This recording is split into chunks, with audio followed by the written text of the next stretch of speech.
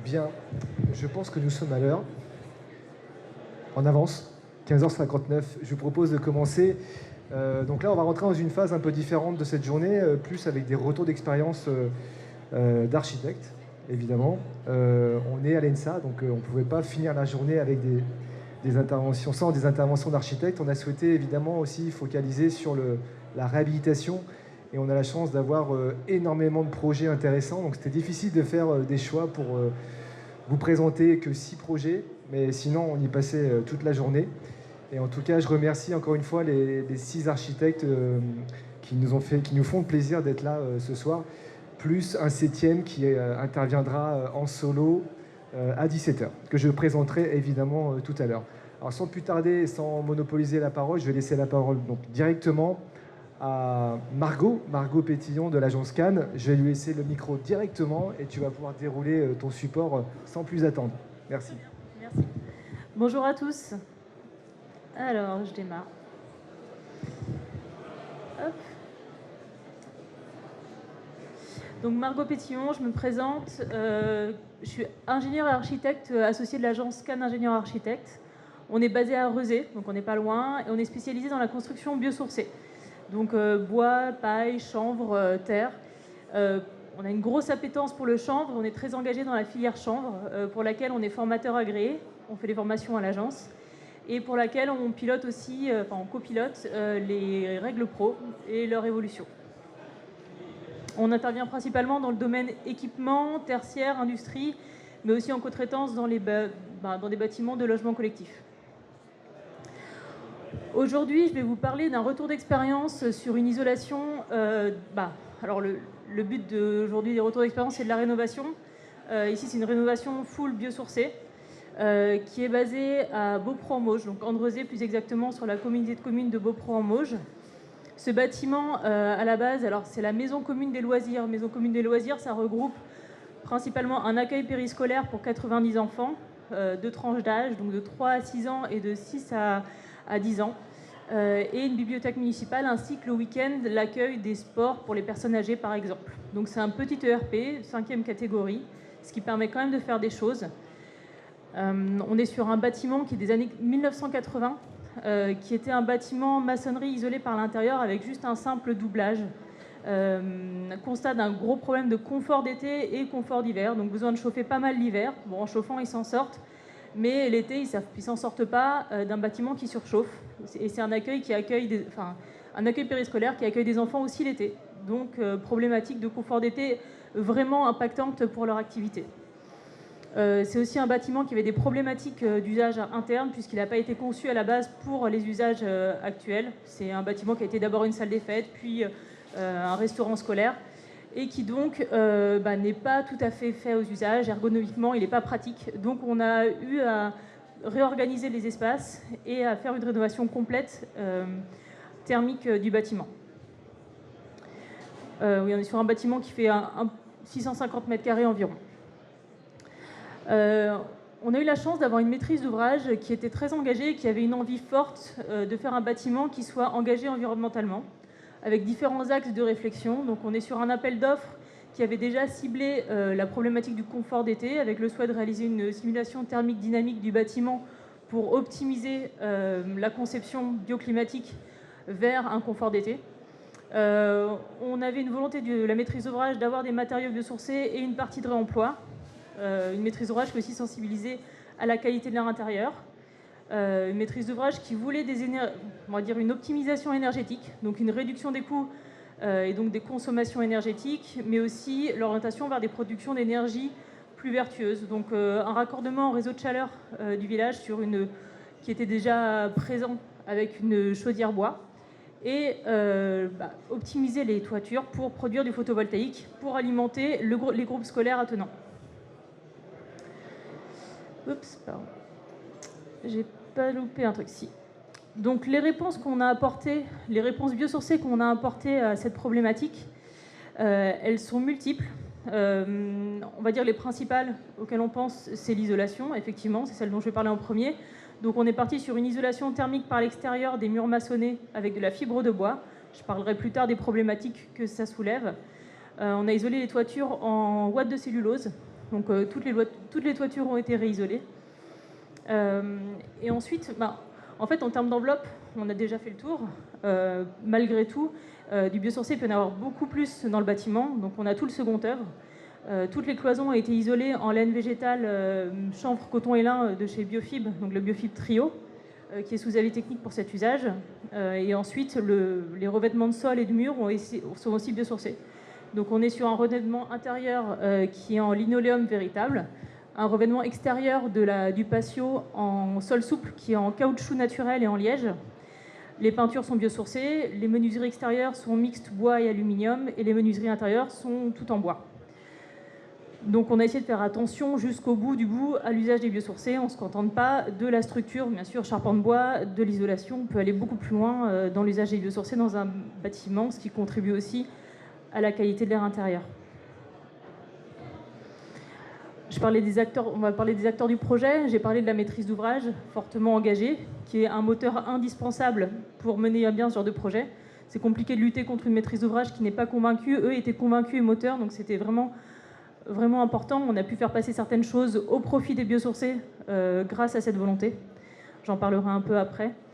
Le bureau de contrôle est aussi très important. Donc, le bureau de contrôle, on l'a choisi en accord avec la maîtrise d'ouvrage. La maîtrise d'ouvrage l'avait pas choisi avant qu'on arrive. On a pu discuter avec eux pour ne pas prendre n'importe quel bureau de contrôle. Ça a quand même son importance. Nous, on connaît bien la PAV. On sait que la PAV, elle est ouverte à la discussion et à la réflexion. Donc, on est parti avec la PAV. Ça s'est très bien passé. On a pu aller au bout de nos ambitions avec la PAV sur ce projet. En bureau d'études, on a pris un bureau d'études structure Ingéligno qui est spécialisé dans le bois. En structure, il n'y avait pas énormément de choses, mais il y avait quand même beaucoup de renforts de charpente. En fait, l'idée, c'était de conserver un maximum les charpentes existantes, mais de les renforcer pour pouvoir accueillir l'isolation en plus et les panneaux solaires, ainsi que la réfaction de toiture. Donc on a conservé énormément, on a juste fait du renfort ponctuel. Et on a une partie extension quand même, qui est aussi en charpente bois et qui a été dimensionnée par Ingéligno. Notre bureau d'études fluides Aéro Énergie, avec qui on travaille beaucoup, qui est ouvert à des solutions assez intéressantes et low-tech. Ici, ils ont surtout accompagné sur le fait qu'on ait toutes les gaines fluides en apparent. Et ce n'était pas toujours évident à faire passer dans de l'existant. Et les entreprises. Donc les entreprises impliquées dans la réalisation de biosourcés, on ne s'est pas contenté du charpentier, puisque comme je disais, le biosourcé va au-delà de la charpente et de l'isolation. Donc on a aussi l'entreprise qui a fait les cloisons et les plafonds, les menuiseries extérieures et intérieures, et la peinture et le sol souple. Alors les choix constructifs, techniques et réglementaires, donc les principaux, on va dire, les biosourcés qui ont posé problème, si on peut dire, c'est principalement les isolants. C'est les plus, on va dire, les plus critiques, c'est là où on pourrait avoir des problématiques. La ouate de cellulose en toiture, c'est pas si problématique que ça se fait bien, surtout ERP de 5e catégorie. La seule problématique qu'on a, c'est d'avoir un écran feu une demi-heure vis-à-vis de l'intérieur.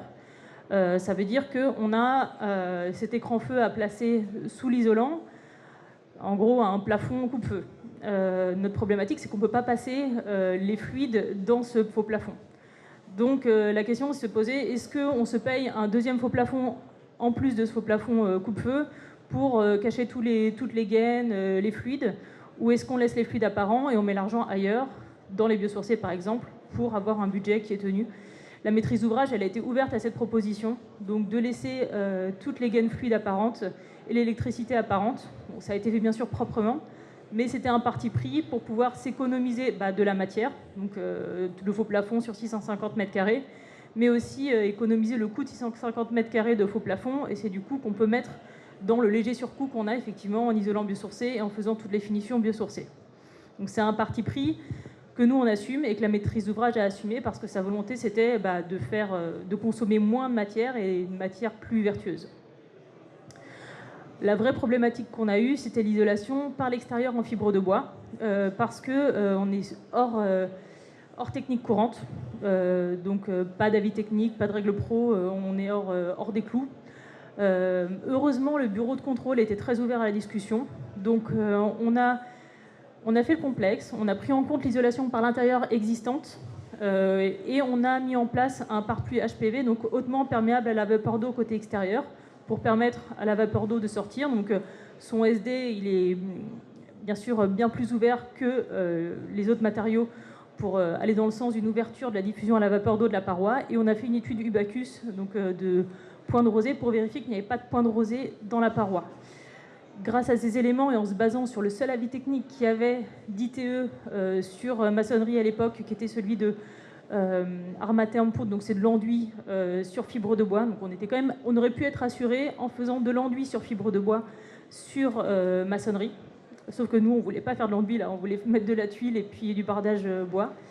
Et donc le bureau de contrôle nous a suivis parce qu'on s'est appuyé sur cet avis technique et sur le fait de faire une étude de points de rosée avec la mise en place, bien sûr, d'un pare-pluie HPV et d'une lame d'air ventilée. C'était les éléments essentiels pour pouvoir être validé par le bureau de contrôle. Donc l'idée, c'est de pouvoir permettre à la vapeur d'eau de s'échapper pour pas qu'il y ait de problématiques d'humidité. Les atouts de ce projet, des biosourcés dans ce projet, bon, c'est des grandes lignes, hein, mais ils ont permis aux personnes de retrouver du confort été comme hiver, mais aussi de la qualité dans l'air intérieur. Et il y a un confort, donc ça c'est le confort pour les personnes en fait, qui vont vivre dans le bâtiment, mais il faut penser aussi aux artisans qui travaillent dans le bâtiment. Et travailler avec ce genre de matériaux, finalement, c'est penser aussi au confort des artisans et à leur santé. Donc c'est pas négligeable. Si c'était à refaire, puisque je suis bientôt arrivée aux 10 minutes, ce qu'on referait, les toitures terrasses existantes, elles étaient isolées en polyuréthane. C'est pas la folie. Et on s'est dit, bon, ok, cet isolant, il n'est pas exceptionnel, mais il est en bon état, donc on va le conserver. Sa résistance thermique n'est pas suffisante, donc on va en rajouter. Donc on a rajouté du polyuréthane sur le polyuréthane, parce qu'à l'époque, on n'avait pas d'autres matériaux sous avis technique à mettre en toiture terrasse. Aujourd'hui, il y a des procédés d'isolation qui sont sortis. Il y en a un qui est sous avis technique, c'est le Pavarouf, qui a un matériau biosourcé qu'on peut mettre en isolation de toiture terrasse. Donc si c'est à refaire, éventuellement, on déposerait l'existant pour mettre un isolant biosourcé en toiture terrasse. Voilà, pour aller encore plus loin dans le biosourcé, parce que c'est le seul non biosourcé qu'on a mis dans ce projet. Je passe la main au suivant, puisque j'ai tenu mes 10 minutes. Merci Margot. Alors, vous allez être frustrés parce qu'on n'aura pas beaucoup de temps pour les questions, même pas du tout. Donc je peux que vous encourager à l'issue de la conférence d'aller voir chacun et chacune d'entre elles et d'entre eux après. Donc voilà, notez bien et visualisez bien les visages des différents intervenants pour ensuite aller les voir. Donc je vais laisser la parole au second, donc Bertrand Aubry de l'agence Magnum. Bonjour, bonjour Bertrand. Je te laisse la parole tout de suite, sans plus attendre. Merci Maxime. Bonjour à tous. Bon, très content d'être là. Je suis là pour vous présenter un projet de restructuration et d'extension d'un collège, le collège René Cousinet en Vendée. Vite fait, l'agence Magnum, on est une agence d'une trentaine de personnes, on est 5 associés. On est basé à Nantes, au Sables d'Olonne. On intervient principalement, donc on est une agence d'architecture et d'urbanisme, on intervient principalement au sujet d'équipements publics, équipements tertiaires, logements majoritairement sociaux, puis bien entendu renouvellement urbain en urbain et création d'espaces publics. On a été préoccupé assez tôt sur les problématiques de questions environnementales et d'approche d'éco-conception. Je vois Vincent Brère qui est dans la salle et nos premiers locaux qui sont sur la place François II traitent de ce sujet-là dès 2012, puisqu'on avait fait la première opération de rénovation d'un bâtiment qui était labellisé BPOS et Vinergie Rénovation, qui atteignait un beau seuil de performance avec le pari de rendre performant un bâtiment existant sans l'encapoter sur l'extérieur, en maintenant son identité architecturale intérieure. Je passe sur les autres références, mais voilà, les sujets de bois, de formation, bois, paille, terre, ça nous préoccupe particulièrement. Les sujets de lien avec l'existant sont des préoccupations majeures pour nous, donc beaucoup de nos sujets traités parlent de ça. Question du neuf également, où on peut être sur des volumes importants de rapport au bois et d'approches biosourcées, comme le collège Frida Kahlo à Pontchâteau. Et puis, pas à pas, on progresse, notamment sur la terre. On a eu une formation terre de plusieurs collaborateurs, et j'ai eu la chance d'expérimenter un sujet de mise en œuvre d'une cloison en terre crue avec la scope La Ronde pour un vignoble dans une zone de dégustation. Et la chance qu'on a eue, c'est qu'on a pu utiliser les 2/3 de la terre, c'était issu de leur site de travail, des vignes. Donc il y avait un lien qui était assez évident dans le fait de dire, ben voilà, on déguste un vin et on contemple la terre qui est issue qui a permis en fait de mettre en œuvre ce vin. Voilà. Si je viens au sujet, du collège René Cousinet. En fait, c'est un concours qu'on a réalisé en 2022. On était 4 concurrents. On l'a gagné du coup en 2022 également pour le compte du département de la Vendée. On était avec Alterea en bureau d'études de tout corps d'État et A3GI en VRD. Il y avait un budget de 4,5 millions. 5,6 millions de surface, 5600 m² de surface, mais ce qui nous concerne véritablement, c'est plutôt 840 m² de surface de plancher pour la zone d'extension. Le collège, on appelait ça un collège 900, parce qu'il était capable d'accueillir 900 élèves. Il a été construit dans les années 80, milieu des années 80. Là, c'est une vue sur l'entrée du bâtiment, avec le bâtiment A, sur lequel on interviendra en rénovation, réorganisation fonctionnelle et isolation par l'extérieur. Là, on est sur la partie arrière, on voit la cour, et en arrière-plan, vous voyez le bâtiment D. Ils ont tous des petits noms sympas comme ça, A, B, C, D. Et du coup, c'est là où on intervient sur une zone d'extension en lien avec l'existant et réorganisation fonctionnelle. Donc voilà le bâtiment D, sur lequel on a créé une extension. Et quand on se tourne un petit peu, on voit le bâtiment A qui est derrière, et le préau avec sa belle poutre en bois, qui est ici, assez curieuse, j'y reviendrai un petit peu plus tard, et puis avec un préau qui a des problématiques de confort, acoustique, de lumière, voilà, donc il y avait des questions à poser sur ce sujet-là. Bon oui, c'est un bâtiment le collège, c'est un ensemble de bâtiments, voilà, qui est composé de plusieurs édifices. Il y a un bâtiment qui a été démoli pour faire de la place à un peu de stationnement et du paysage, surtout. Le bâtiment D que j'ai évoqué, lui, accueille l'extension et réorganisation. Et puis on en a profité, puisque le maître d'ouvrage, comme pour Margot, était plutôt proactif et plutôt bienveillant sur l'approche environnementale. On a créé une chaufferie bois avec son silo et un atelier de maintenance qu'on a isolé également en paille également. Et puis le bâtiment A qu'on a rénové, réorganisé partiellement à l'intérieur et réhabilité à l'extérieur. On a refait toute l'isolation par l'extérieur comme pour le bâtiment F. Voilà pour le tour des opérations. Donc, quand on est intervenu, le sujet majeur, c'était de travailler sur l'extension du bâtiment D avec de nouveaux usages. Il n'y avait pas d'ascenseur alors que c'est un bâtiment sur 2 niveaux, donc il fallait mettre un ascenseur dans le bâtiment. Il y avait un deuxième escalier qu'il fallait mettre pour la réorganisation et augmenter le nombre de salles de classe. Donc notre sujet, c'était de se dire comment on intervient en cohérence sur l'ensemble du site et créer un premier pas d'identité et de renouvellement de fonctionnement et d'usage pour ce site-là. Et comme j'ai pu l'évoquer, le maître d'ouvrage était plutôt permissif et demandeur qu'on soit force de proposition sur toutes ces thématiques-là.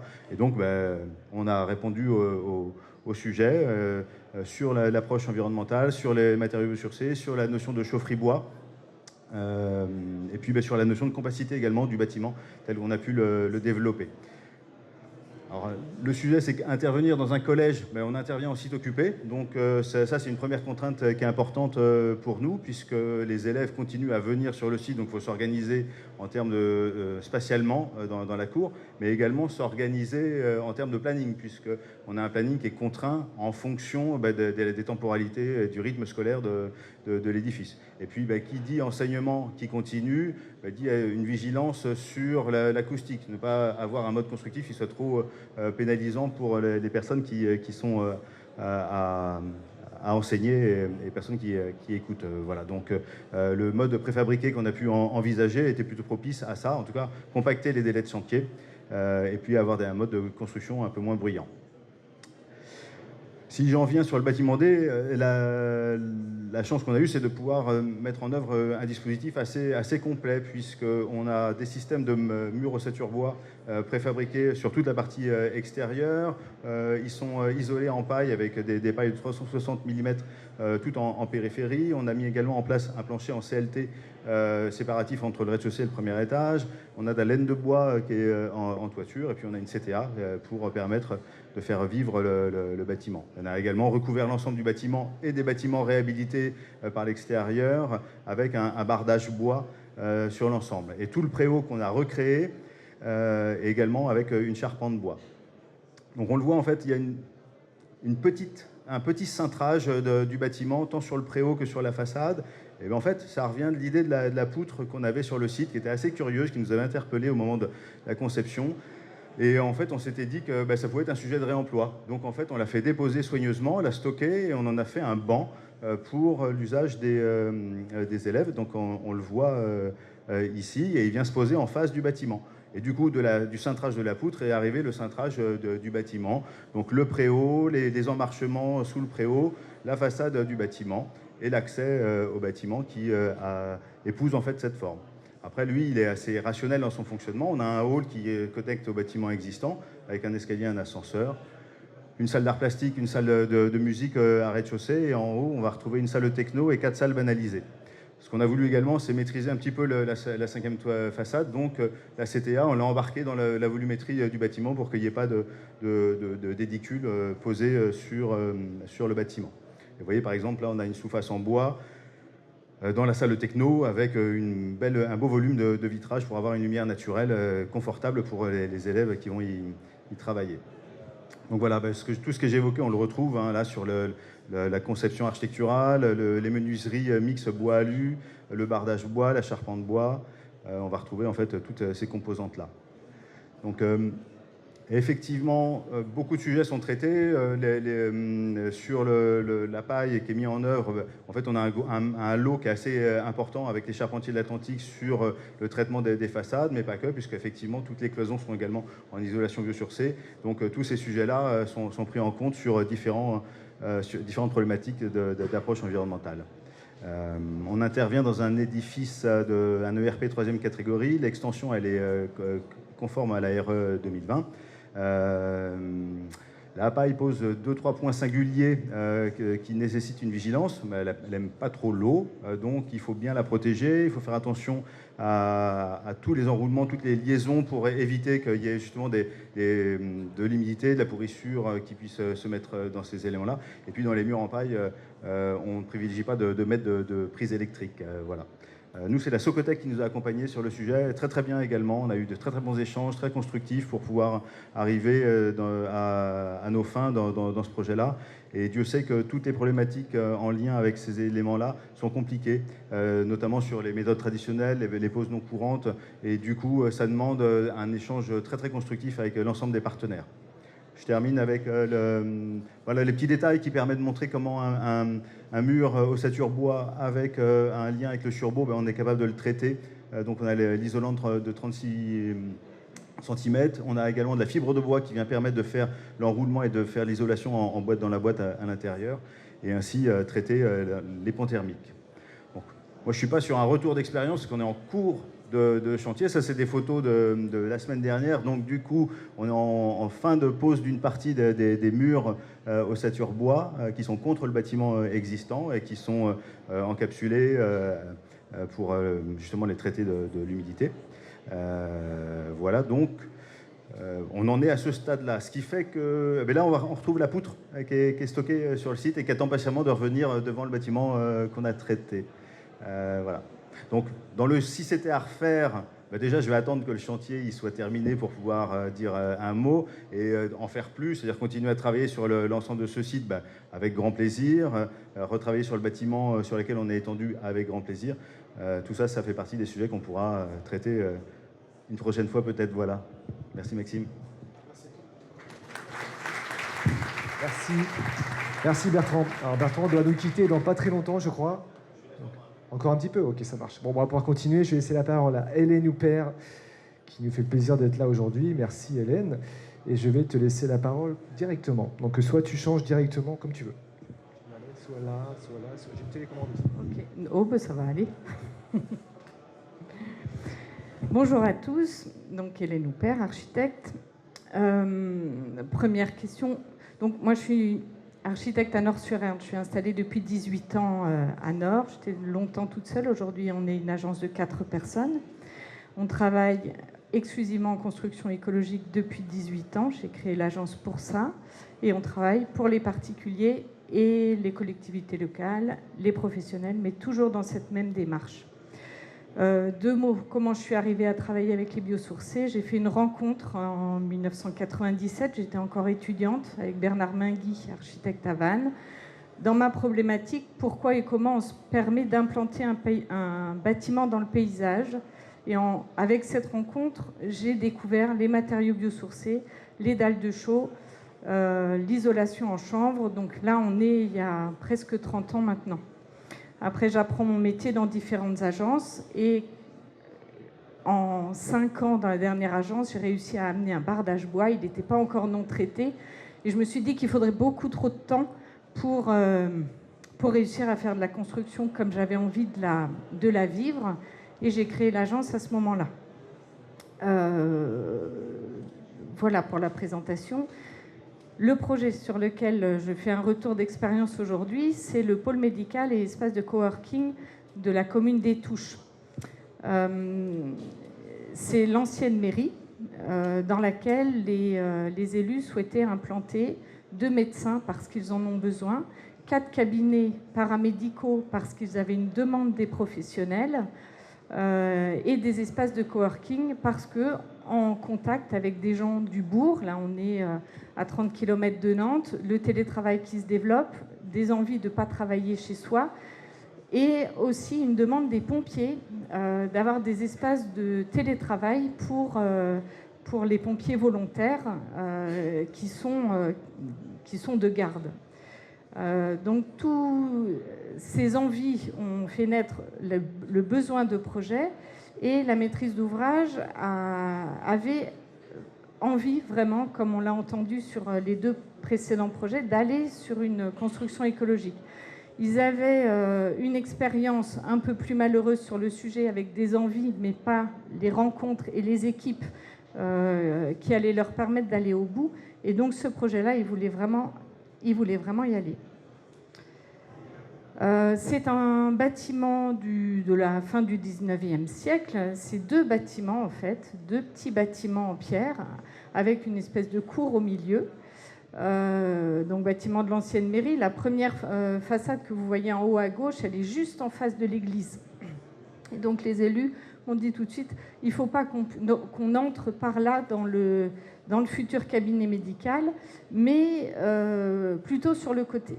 Alors, ce qui m'a d'abord posé problème, et puis finalement, un jour, quand j'ai fait le relevé, je suis sortie du bâtiment, je me suis retrouvée au milieu d'un enterrement, et je me suis dit, si, en fait, quand on sort de chez le médecin, c'est mieux qu'on ne se retrouve pas au milieu d'un enterrement. Donc, changer l'adressage avait du sens par rapport à la fonctionnalité. Donc, le projet, vous voyez là, les 2 bâtiments et une extension entre les 2. On a donc un bâtiment en pierre ici, un bâtiment en pierre là, et une petite extension contemporaine qui fait le lien entre les 2. Le projet, c'est 330 mètres carrés, donc c'est petit. Donc l'extension, elle est dans la liaison. Elle est dans la liaison architecturale, elle est dans la liaison fonctionnelle aussi. Je ne vous ai pas mis le plan d'aménagement, mais on va trouver dans ces espaces-là la partie accueil, futur secrétariat.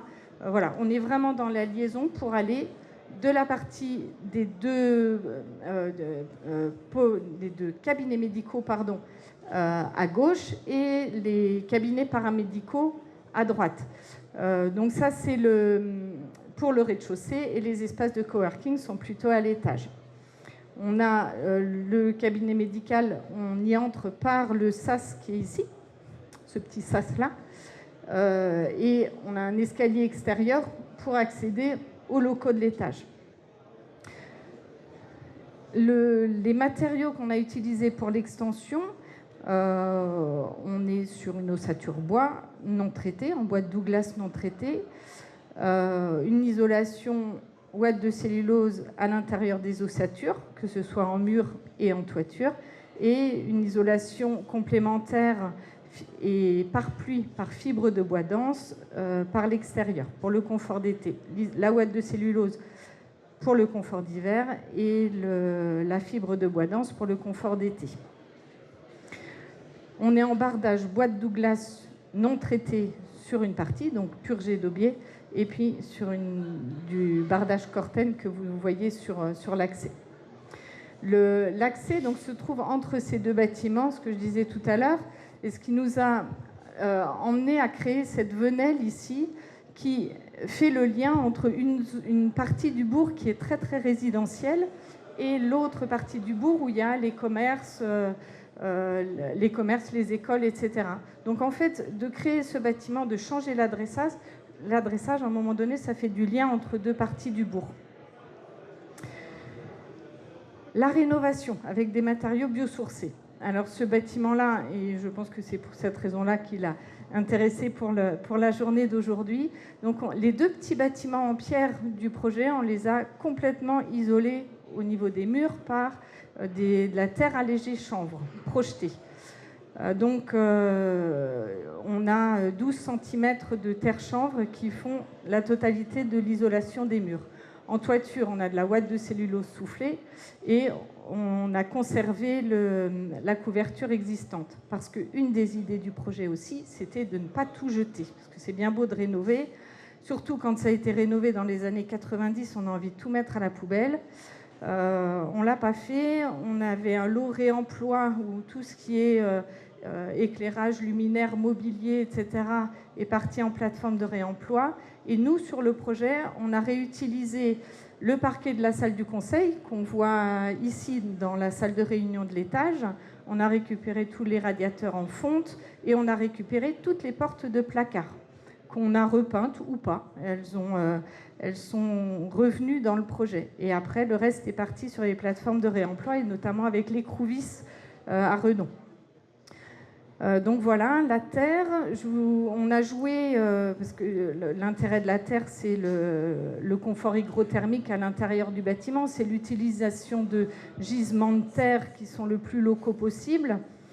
Et c'est aussi esthétique, parce que le souhait de la maîtrise d'ouvrage, c'était de faire des locaux médicaux et de coworking comme à la maison, qui est ce côté très confortable, très chaleureux des espaces.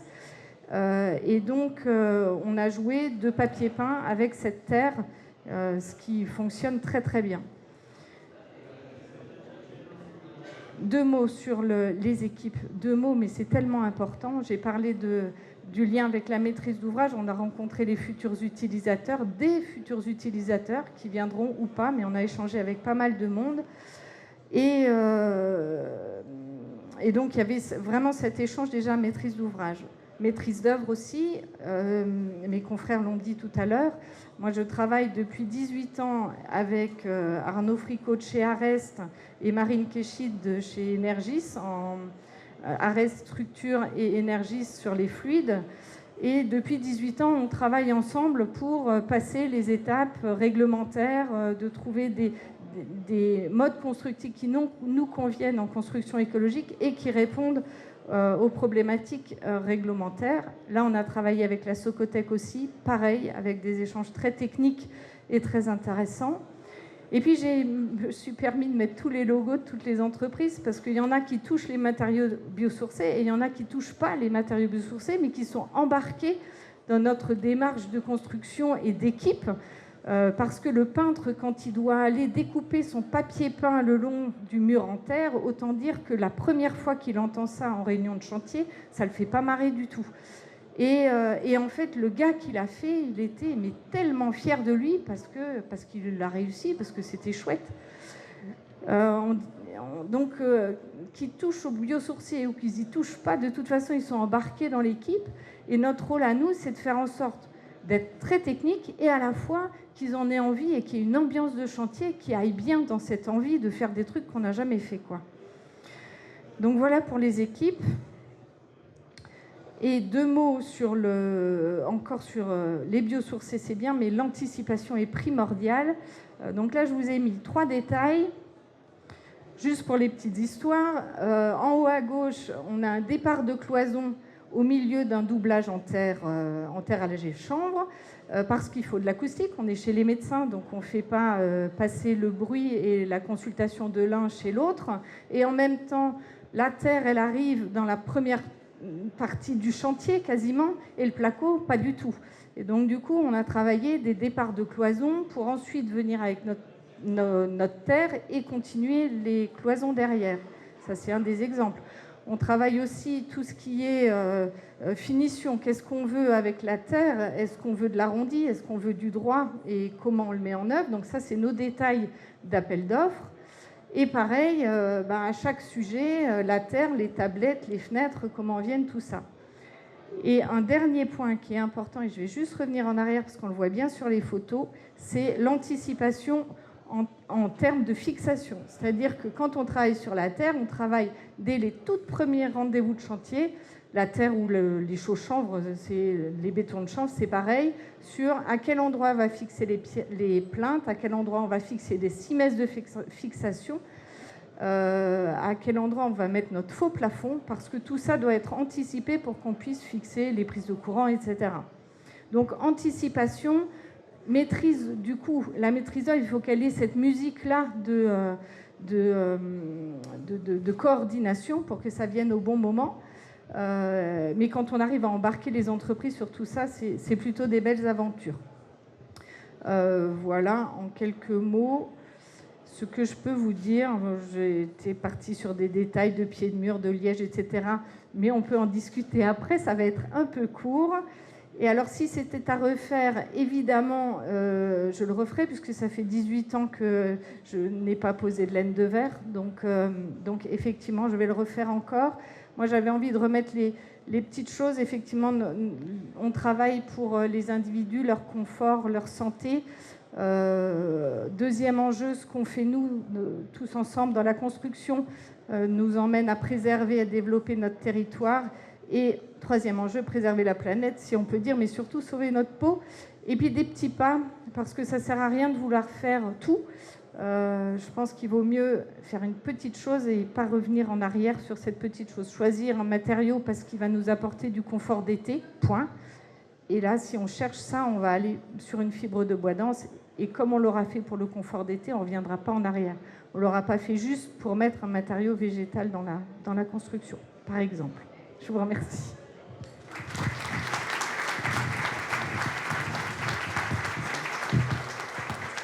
Merci Hélène. Alors, nous continuons. Et pour ce faire, je vais appeler Mathieu Merseman de l'agence Faune, qui par ailleurs nous a fait le cadeau d'avoir une belle maquette. Mais tu en parleras parce que c'est le projet que tu vas présenter, entre autres. Bonjour à tous.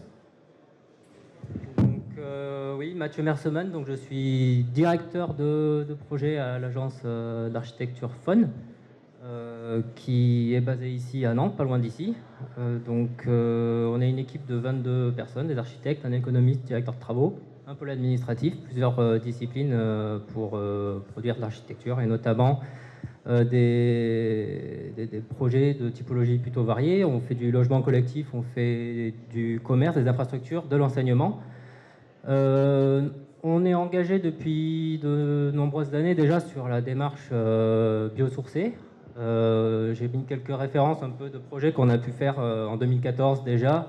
Un collège, un groupe scolaire, un autre groupe scolaire 2021 et également des parcs de stationnement couverts également en bois. On essaye d'employer dès que l'on peut des matériaux biosourcés. Et je dirais même qu'on le fait de plus en plus encore depuis 2020. On a vraiment renforcé encore cette volonté de développer la matérialité biosourcée, les systèmes constructifs bioclimatiques dans notre conception.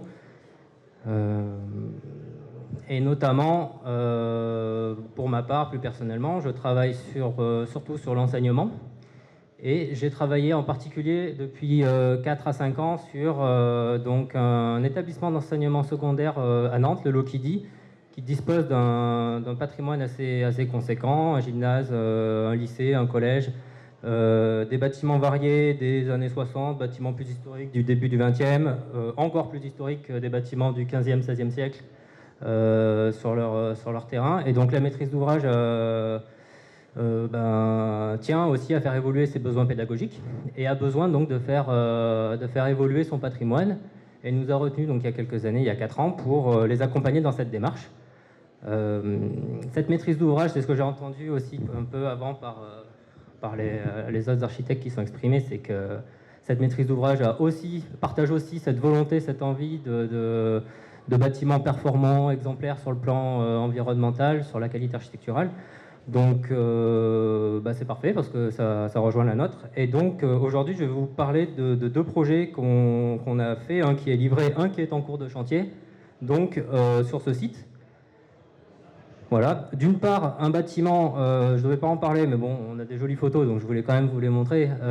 Ici, la réhabilitation d'un ancien atelier en pôle d'enseignement artistique et le deuxième projet qui est en cours de chantier. Ici, le bâtiment C, c'est un bâtiment qui est en pôle d'enseignement plus scientifique, salle de SVT, physique, chimie, vraiment à l'ancienne, de la faïence partout, on est vraiment dans les années 60.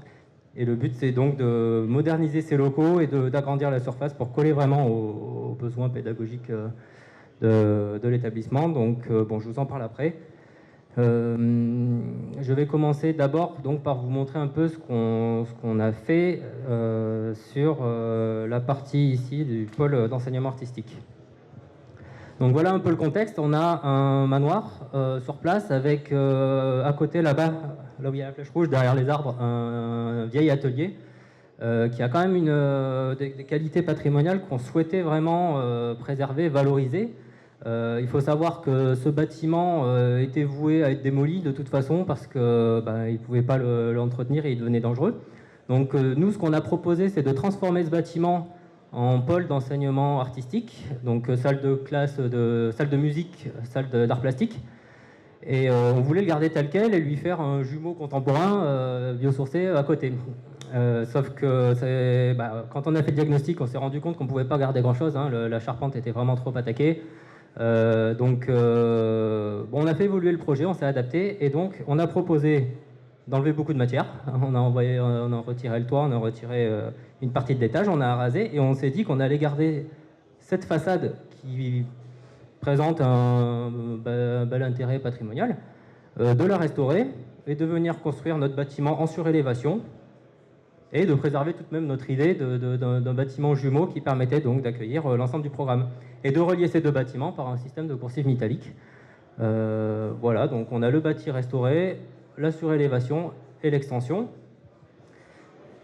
Donc on a commencé par démolir. Là, je ne vous cache pas qu'on n'était pas serein quand on était à cette étape, mais finalement, ça s'est très bien passé. On a donc l'entreprise de Gros Œuvres, l'entreprise Bussiole pour les nommer, qui ont fait du bon travail et qui ont vraiment été aussi dans notre démarche. Ils nous ont suivis là-dedans, donc ils ont fait au mieux pour la restauration. On a fait tomber un maximum de matière, on a conservé les pignons. Et puis ensuite, on est venu donc construire, on a posé sur un chaînage un plancher connecté, mixte, bois et béton, sur lequel on est venu bâtir des murs à ossature bois, remplissage fibre de bois, en surélévation sur ce bâtiment. Voilà le résultat donc final. On est ensuite venu barder avec des lames de bois. La toiture est en acier ou en zinc, je ne sais plus, acier, zinc, métallique. Et le détail un petit peu pour expliquer la jonction et le rapport entre l'existant restauré et l'extension de la surélévation bois. En fait, c'était assez simple constructivement. On a rasé, on a fait un chaînage, on est venu poser le plancher, le mob, et par devant, on a bardé de manière à venir recouvrir intégralement le chaînage avec le bardage, gérer l'évacuation de l'eau, voilà. Et donc au final, on arrive à bien, je pense, traiter la jonction, voilà, entre le bâti existant restauré et son extension. De l'autre côté, du coup, ça crée un dialogue aussi avec le manoir, avec la partie neuve, l'extension, qui emploie la même matérialité que la surélévation, bois, bardage bois, mob et plancher connecté. Voilà. Et donc, je reviens donc sur l'autre bâtiment qui est complètement différent. Lui, c'est un bâtiment des années 60. C'est un bâtiment des années 60 dans tout ce qu'il a de plus typique, hein, et l'objectif donc c'est de venir s'étendre par devant pour doubler sa surface et s'adapter au programme des enseignements scientifiques modernes, ce qui n'est pas le cas. On voit qu'il est directement lié sur sa façade avec le bâtiment vraiment emblématique de l'établissement. Donc là on ne le sait pas encore, mais tout ça forme, on le voit ici, hein, tout ça forme un seul établissement au sens de la réglementation incendie, ce qui a généré un certain nombre de problématiques qu'il a fallu prendre en considération pour réaliser en biosourcé. Donc ça, c'est le parti pris. Le parti pris de base, où on a voulu inclure donc deux sujets principaux. Le premier, donc, c'est un socle en béton sur lequel on est venu construire notre extension en mur manteau en bois rempli de paille sur une ossature bois, et qui est donc articulé autour du bâtiment existant et qui est connecté à ce même bâtiment existant avec un système d'atrium qui permet de surventiler et d'assurer le confort d'été. Voilà, le principe est simple, mais ça n'a pas été aussi simple après par la suite quand on a développé un petit peu le projet. Donc je voulais parler un petit peu de l'atrium et du complexe d'enveloppe. Je pense que je ne vais pas avoir tout à fait le temps. Je vais peut-être me focaliser plutôt sur le complexe d'enveloppe. Donc l'atrium, bon, il y a eu quelques adaptations, mais en réalité c'est toujours ce qu'on fait quand on fait de l'architecture, on s'adapte aussi, et au final on est très satisfait de la configuration de l'atrium. On verra si on le sera toujours à la fin du chantier, mais j'ai très bon espoir. Aujourd'hui, en tout cas, ça se présente bien. Donc voilà, l'atrium. Notre priorité, nos exigences, étaient vraiment de visualiser cette matérialité bois, puisqu'on est quand même dans un bâtiment d'enseignement. Vous voulez que ce soit transparent, ouvert, pédagogique, que ça serve de support pédagogique. Donc on a réussi à le défendre, je pense, malgré les contraintes réglementaires et techniques. Bon, on verra par la suite, mais voilà, ça s'engage bien. Et donc, je finis là-dessus. Le complexe d'enveloppe, voilà, lui aussi nous a donné du fil à retordre. Il faut savoir que quand on s'est lancé dans ce projet, moi à titre personnel, j'y connaissais rien. La paille, j'en avais jamais fait. Donc on s'est rapproché de ceux qui savent. On a pas mal échangé avec ceux qui connaissent la paille. Je pense à Profibre, je crois qu'il est quelque part dans le coin. Le bureau de contrôle aussi, un gros travail aussi avec le bureau de contrôle pour être bien conforme réglementairement, notamment la question du bardage de l'enveloppe bois, qui a été vraiment un sujet qu'on a appris par rapport à la propagation du feu par les façades. La question de cette façade a été c'est très précis. Voilà, il faut vraiment bien assimiler ces données pour concevoir, il faut bien les anticiper.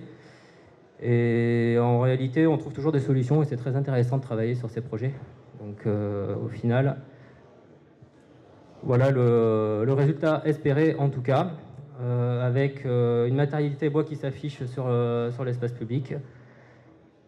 Et donc aujourd'hui où on en est, donc j'ai pas grand chose encore à vous montrer, mais bon, en tout cas on est en train de s'occuper du bâtiment C, on l'adapte pour pouvoir venir ensuite lui adjoindre l'extension en cours. Et donc à gauche c'est le prototype que vous retrouvez aussi là-bas si vous voulez voir d'un peu plus près ce complexe, et je reste disponible pour répondre aux questions.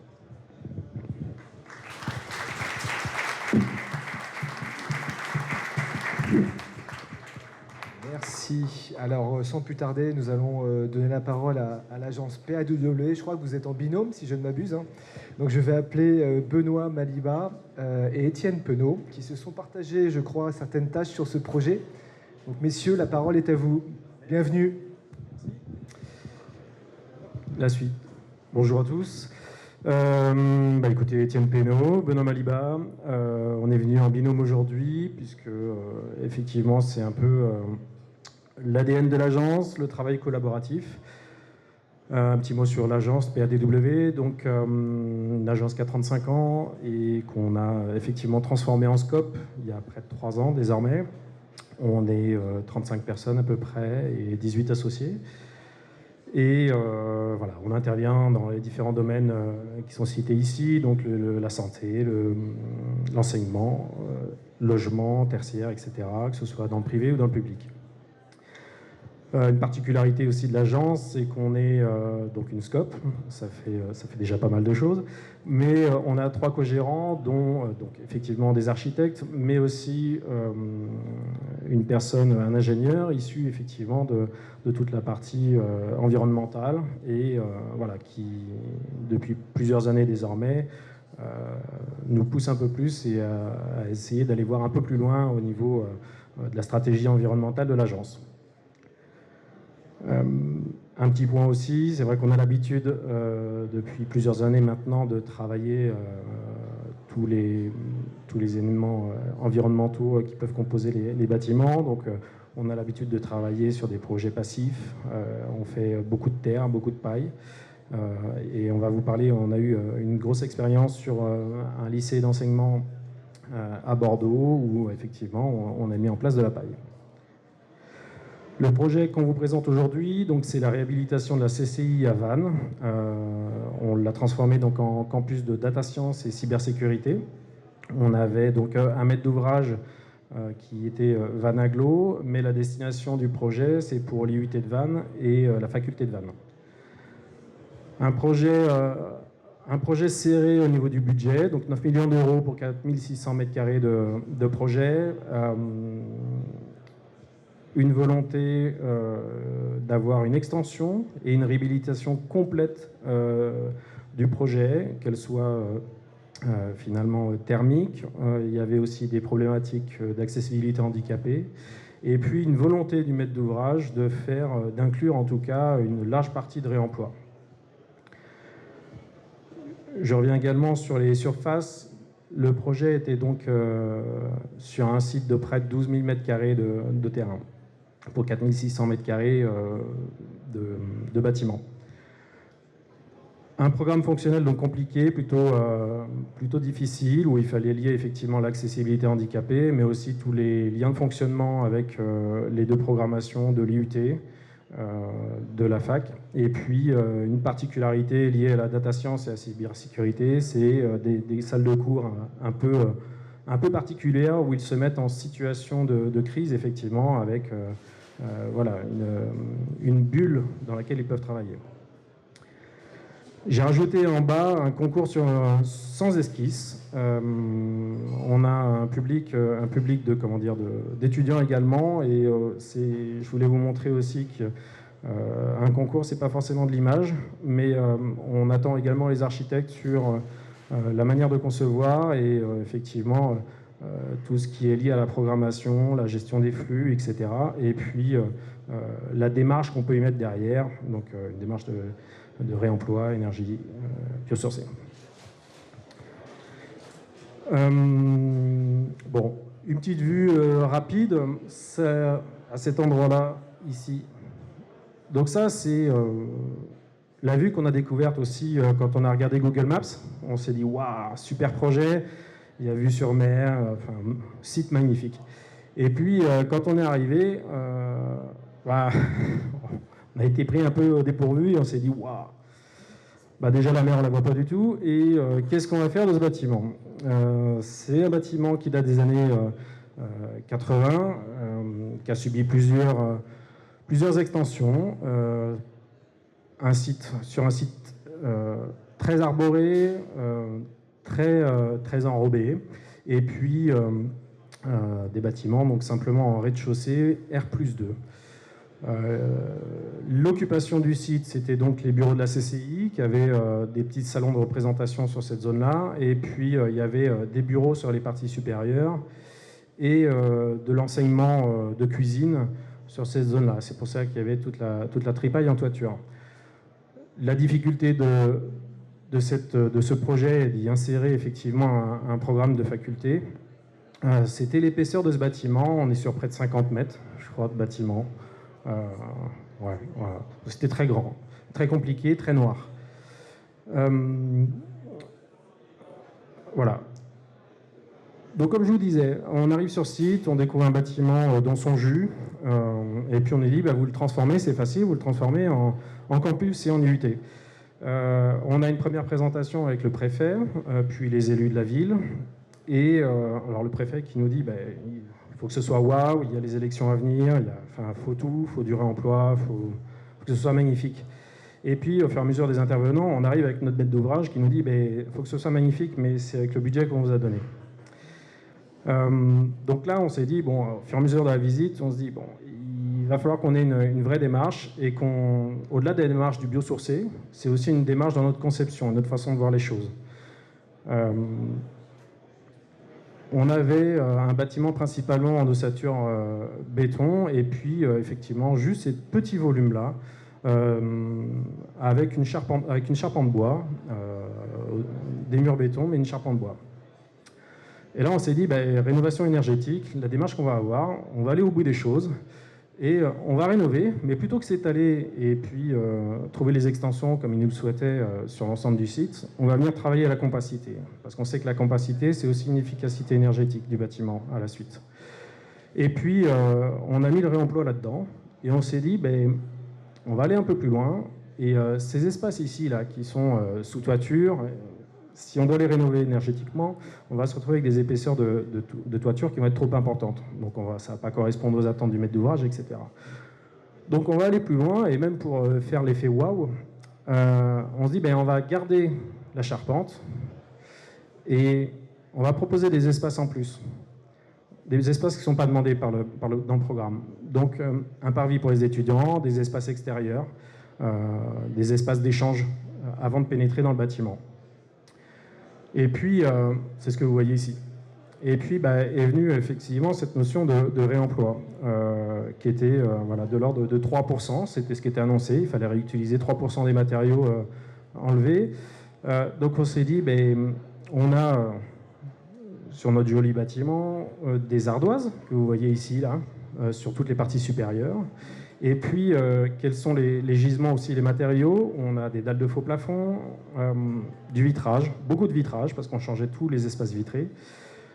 Et on s'est dit, écoutez, devant, là, on va garder le bois, on va tout démonter, et puis on va réutiliser le vitrage pour en faire des serres. Donc des serres, justement, partagées, espace extérieur, etc. Voilà notre démarche, clairement, et on s'est dit qu'avec ça, on allait faire l'effet waouh, et puis en même temps, concentrer tout le budget qu'on avait sur cette partie de rénovation énergétique. Je rajouterai, et c'est là qu'intervient le biosourcé, c'est que dans notre démarche, le fait de ne pas s'étaler, ça permettait d'avoir un budget maximum pour y intégrer, en plus de la demande du maître d'ouvrage, des matériaux biosourcés, notamment la paille. Voilà le bâtiment, je vous le remets, et voilà le futur. Vous voyez, on parlait de compacité, on retrouve les volumes. On parlait d'extension, c'est bien des surélévations, ce qui nous permet d'avoir une compacité importante du bâtiment. Voilà, et dans la démarche, les ardoises qu'on avait sur les parties supérieures, on les a remises sur les sous-bassements de chaque bâtiment, et puis toutes les parties supérieures sont avec des revêtements bois. Une chose importante, bâtiment complexe, rapidité d'exécution de chantier, on est sur du mur à ossature bois, remplissage paille. Voilà, tu en rajouteras un petit peu sur toutes les suggestions techniques par la suite. Mais voilà, et je vous parlais aussi des espaces de serre, du réemploi, du vitrage, etc. Il y a eu toute une démarche de test au préalable avec les entreprises, etc. Une équipe, donc, et ça a été déjà rappelé par les autres équipes, très clairement, il faut qu'il y ait un maître d'ouvrage qui soit persuadé de ce qu'il fait, persuadé de sa démarche, et puis qui soit moteur et qui nous accompagne. Très clairement, c'est lui aussi qui choisit le bureau de contrôle. Donc, c'était une vraie équipe derrière. Et c'est plusieurs équipes aussi, suivant la temporalité du projet. Donc, nous, on a travaillé effectivement avec NeoEco, qui est spécialisé dans le réemploi, et on était accompagné par BSO et QSB pour la partie structure, et Pouget pour toute la définition environnementale. Je passe la main à Étienne, qui a plus géré la partie technique du bâtiment. Et je vais essayer d'être assez rapide. Je ne sais pas combien de temps il nous reste. Alors là, vis-à-vis des acteurs du projet, ce qui est intéressant aussi de voir, c'est que au-delà des acteurs classiques d'une équipe de maîtrise d'œuvre, il y a aussi la question donc, du bureau de contrôle, tout le monde en a parlé, des laboratoires indépendants, parce qu'on a eu besoin, vis-à-vis de la façade, c'était nécessaire d'avoir un avis de façade vis-à-vis du feu. Donc d'autres architectes en ont parlé, vraiment la question du feu, elle est importante sur les façades bois, et effectivement, il faut connaître son sujet, y compris pour la migration de la vapeur d'eau. Et puis en fait, même des gens avec qui on n'a pas travaillé in fine, mais avec qui on a discuté, donc Oudena qui a fait sa présentation tout à l'heure, mais les industriels aussi ont besoin d'échanger avec, y compris les maîtres d'ouvrage, les maîtres d'œuvre, sur la définition des produits. Donc c'était intéressant de discuter avec François sur ces sujets-là, y compris donc, autour de la solution bois d'EMG et qu'on avait définie en amont. Donc là, pour faire des petits pas, Hélène Houpert en parlait, les petits pas, c'est aussi la meilleure façon d'avancer sur l'avancée technologique. Donc là, en fait, on est simplement sur un FOB bois-paille, somme toute assez classique, si ce n'est qu'on l'utilise en ITE. Donc ça pose toutes les questions de migration de vapeur d'eau, ça pose toutes les questions d'assurabilité. Donc on a poussé en appel d'offres public à ce que toutes les entreprises qui sont concernées soit par le réemploi, soit par ces techniques non courantes, à prendre les assurances qu'il faut bien. Donc ça pose aussi des questions assurantielles, administratives, qu'il faut voir bien en amont. Grosso modo, sur le projet, le principe premier, c'était donc d'isoler par extérieur, conserver la masse inertique de l'existant, qui est, somme toute, c'est simplement du parpaing et du plancher ordi, mais le fait de conserver la masse, ça permet un confort d'été meilleur. Ça nécessite aussi, du coup, de laisser tous les réseaux apparents, et ça demande beaucoup plus de travail au niveau conception et gestion en chantier. Le biosourcé, je ne vais pas en parler tant que ça, parce qu'en fait, je pense que tout le monde ici est convaincu sur la paille, le bois, ainsi de suite. La paille, c'est du stockage carbone. Il n'y a pas eu de calcul, je crois, carbone sur ce projet-là, parce qu'on n'était pas soumis en réhab. Mais on est très fort, on est au-delà largement, déjà avec la paille, au-delà des 36 kg au mètre carré de mémoire. Et puis sur le réemploi, ça oblige à faire beaucoup d'efforts de conception, de mise en œuvre. L'ardoise, c'est assez simple en façade. Le faux plafond, c'est assez simple. Le vitrage, c'est beaucoup plus compliqué. Donc on a dû revoir aussi nos volontés. Le vitrage, il fallait qu'il soit feuilleté 2 faces pour être posé en toiture. Bon, manque de peau, c'est déjà bien, il est feuilleté 1 face, mais pas 2. Donc voilà, on a réduit notre braquet, mais ça n'empêche qu'on a quand même essayé de pousser et on a réussi à faire non pas 3, mais 6% en masse de réemploi, soit in situ, soit ex situ. Donc, un peu les deux, comme ça a pu être fait par d'autres projets. Et puis la paille, alors j'ai fini là-dessus parce que appel d'offres public, on essaye d'environner toutes les choses au mieux. Et puis moi je suis formé Propaille, on est plusieurs à l'agence à l'être. On en a formé d'autres pour ce projet-là aussi, en économie et en chantier, parce qu'en fait tous les corps doivent être un peu, tous les corps de métier autour de la maîtrise d'œuvre doivent être un peu informés, et c'est très particulier, la paille. Donc voilà, on l'a décrit avec de la paille, botte de paille 36 classique agricole, sauf que vu le type de projet et le fait que en 36 c'est beaucoup de bois, puisque ça réduit les anthrax, non pas à 60, je pense que maintenant je ne le ferai pas de la même manière. Il y a d'autres produits qui existent, qui sont là, qui sont présents, pour faire des bottes soit recalibrées, soit selon le besoin d'isolation, on peut réduire à 22. Enfin voilà, il y a plein de choses, heureusement, qui se mettent en place au fur et à mesure. Je ne suis pas certain qu'à l'époque tout ça existait déjà. En tous les cas, c'est petit pas par petit pas. La 36, elle est maîtrisée, elle est dans les règles Propaille, donc l'idée c'était simplement déjà de la valider en ITE. Voilà, c'est bien parti pour, et c'est en train de se monter, comme on peut le voir là. Ça avance. Et on reste présent pour les questions. Merci.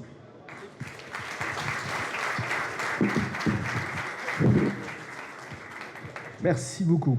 Alors nous arrivons à la dernière intervenante, Faustine Trévisan de l'agence CF, présent à Port-Brié, dans la Mayenne, qui va nous parler de surélévation.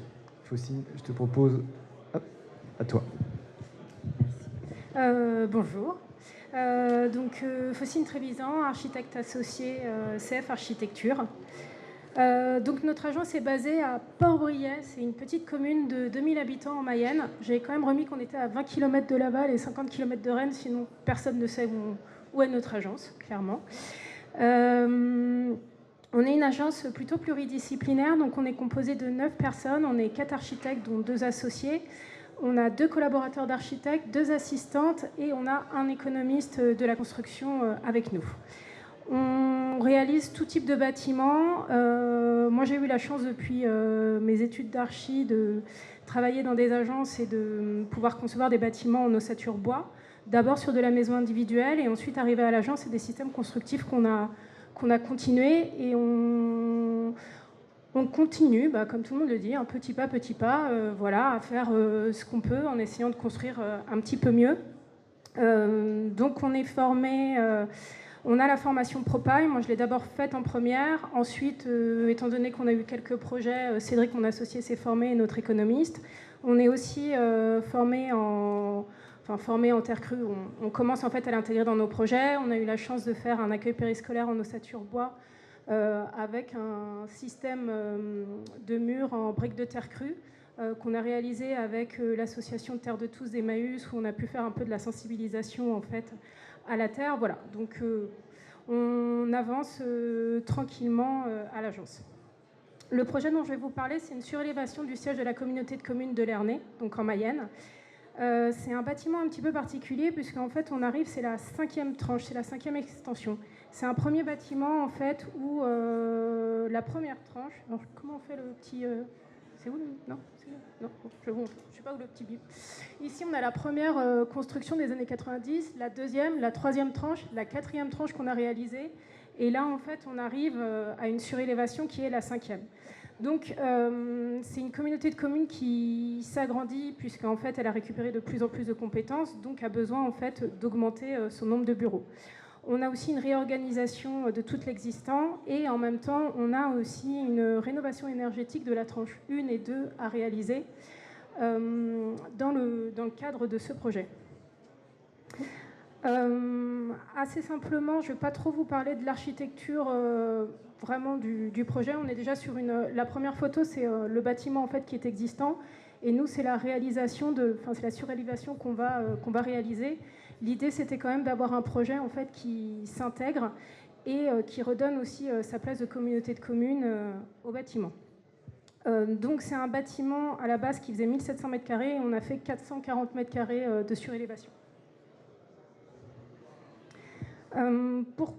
Avant de parler du biosourcé et du projet, je pense qu'il faut déjà le remettre un peu dans son contexte.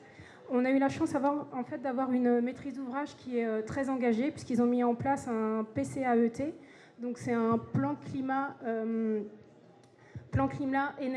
air, énergie, territoire. Et en fait, notre projet, nous, s'intègre dans une réflexion globale. C'est-à-dire qu'ils ont déjà en fait mis en place un système de parking couvert avec des ombrières. Donc on est en autoconsommation pour la totalité du site et en même temps qui permet de renvoyer aussi de l'énergie sur leurs autres bâtiments publics. On a la réouverture du ruisseau, comme vous pouvez voir là sur la gauche de la Kerminet, donc pour restaurer les continuités écologiques et préserver la ressource en eau. Ce qui nous a aussi permis de nous questionner sur tout ce qui était la gestion des eaux pluviales et autres, le système d'infiltration et tout. Et ils ont aussi mis en place chez eux un système d'immersion cooling, donc c'est-à-dire que c'est un refroidissement des serveurs informatiques par immersion. Donc en fait, ils sont mis dans des bains d'huile et ça permet en fait de récupérer de l'énergie, soit pour chauffer de l'eau chaude ou du chauffage. Voilà. Rapidement, donc sur le projet, ici on voit bien en fait, alors on voit pas très bien, mais on voit bien en fait les différentes tranches, donc la tranche 1, 2, 3, 4, et nous en fait notre principe de surélévation. Ce projet, on l'avait déjà proposé lors de la réalisation de la tranche 4. Ils n'avaient pas voulu, ils voulaient absolument en fait être de plein pied. Et là, ils ont un peu revu leurs choses et ils ont réaccepté en fait qu'on fasse une surélévation. L'idée, c'était quand même d'éviter la consommation d'espace et aussi en même temps d'améliorer en fait le bâti existant, puisqu'on se rend bien compte que si on fait une surélévation, on recrée quand même un volume au-dessus, ce qui va permettre en fait de gagner en confort au niveau du rez-de-chaussée. La problématique du bâtiment, surtout sur celui-ci, c'est que ce bâtiment des années 90 donc, avait déjà un ITE, donc là l'idée c'était de le déposer et de le rechanger, et en fait comme vous voyez on a des systèmes en fait de voile béton, et ensuite on a tout un système de patio vitré. Et il s'avère que c'est absolument pas porteur pour mettre une surélévation. Donc on a dû reconstruire en fait tout un système de portiques métalliques pour reporter au-dessus en fait notre surélévation. La chance qu'on avait, c'est que comme on faisait la rénovation énergétique et qu'on rechangeait l'ITE, on a pu réintégrer en fait ces poteaux à l'intérieur. Le fonctionnement, donc l'idée c'est qu'on a vraiment en fait à chaque fois une circulation. J'ai encore du temps, je me suis On a une circulation vitrée centrale et en fait chaque bloc correspond à un ou deux bureaux et ils ont en fait un jeu de vitrage toute hauteur chacun qui permet de donner des vues, qui est très intéressant mais qui crée vraiment de l'inconfort en été et en hiver. Et c'est surtout en fait qu'on se retrouve avec des méga ponts thermiques en fait ici parce que c'est pas du tout isolé. Donc il fallait en fait qu'on travaille là-dessus. Ce qui fait, c'est que nous, la surélévation, pour conserver en fait l'esthétique aussi du projet, on a conservé en fait cette circulation vitrée qui est très agréable et que tout le monde en fait adore à l'intérieur. Par contre, au lieu de remettre en fait du vitrage sur ces systèmes de patio qui créent de l'inconfort, on les a plutôt remis en façade nord et sud, ce qui nous a permis en fait de limiter les ouvertures pour limiter les inconforts, de remettre aussi des brise-soleil, enfin des BSO, et aussi d'avoir des ouvrants qui soient manipulables par les gens pour qu'ils puissent en fait eux-mêmes ventiler. Puisque ce système en fait de fenêtres toute hauteur est très intéressante, mais le problème c'est qu'on ouvre qu'en petit oscillo, donc quand il fait chaud, c'est un peu compliqué. La base du projet, en fait, on était plutôt sur une surélévation en ossature bois avec un isolant en laine de bois. Et au fur et à mesure, en fait, des discussions, et comme c'est un projet aussi qui a été très long, et nous aussi de nos formations, on a proposé en fait de partir sur un système de caisson, donc ossature bois, mais isolé en paille.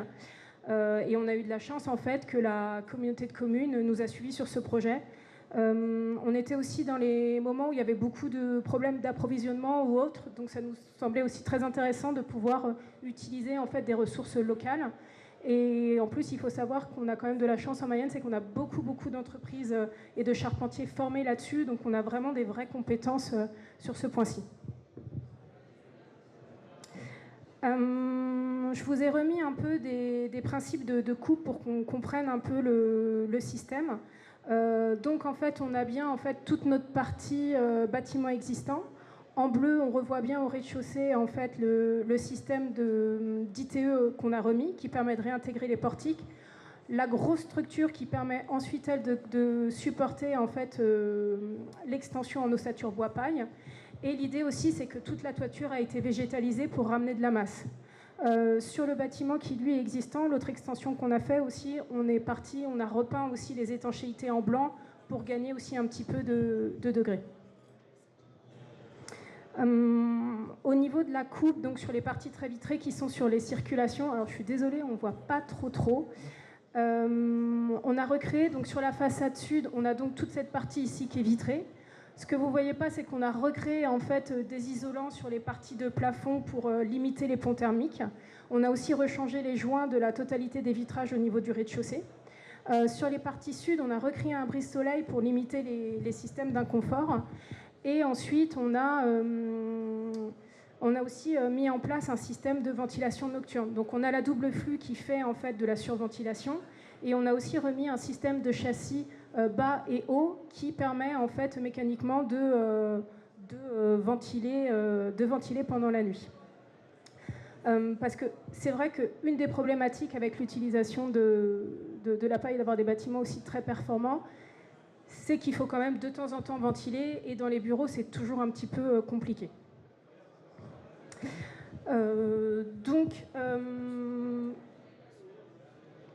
Nous, notre bâtiment est en construction, donc j'ai pas vraiment de retour dessus. J'espère que ça va bien se passer. Ce qui a été surtout très intéressant, c'était de pouvoir en fait vraiment échanger avec la communauté de communes, aussi bien les agents que les élus.